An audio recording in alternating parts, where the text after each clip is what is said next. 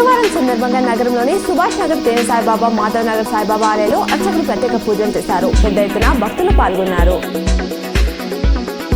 CM Revanth Reddy గురుకుల టీచర్లకు నేడు నియామక పత్రాలను అందజేయనున్నారు. మధ్యాహ్నం 3 గంటలకు ఎల్బీ స్టేడియంలో కార్యక్రమం జరగనుండగా పలువురు మంత్రులు పాల్గొననున్నారు. కేంద్ర ప్రభుత్వం తీసుకొచ్చిన హిట్ అండ్ రన్ చట్టాన్ని రద్దు చేయాలని రాష్ట్ర motor transport vehicle JAC demand చేసింది. ఇదే డిమాండ్తో ఫిబ్రవరి 16న ఆటోలు, క్యాబ్లు, డీసీఎంలు, లారీలను బంద్ చేసినట్లు తెలిపింది. జక్రన్పల్లి మండలం నారాయణపేట్, పడకల్ గ్రామాల్లో శ్రీ వెంకటేశ్వర స్వామి బ్రహ్మోత్సవాల్లో ఎంపీ అరవింద్, బీజేపీ జిల్లా అధ్యక్షుడు దినేష్ ఆలయంలో ప్రత్యేక పూజలు చేశారు. రథోత్సవం కూడా ఉంటుందని ఆలయ కమిటీ తెలిపారు. మరోసారి రాజ్యసభ బీఆర్ఎస్ అభ్యర్థిగా ప్రకటించిన నేపథ్యంలో ఎమ్మెల్సీ కవితను రాజ్యసభ సభ్యుడు వద్దిరాజు రవిచంద్ర మర్యాదపూర్వకంగా కలిశారు. ఈ సందర్భంగా వద్దిరాజు రవిచంద్రకు ఎమ్మెల్సీ కవిత శుభాకాంక్షలు తెలిపారు.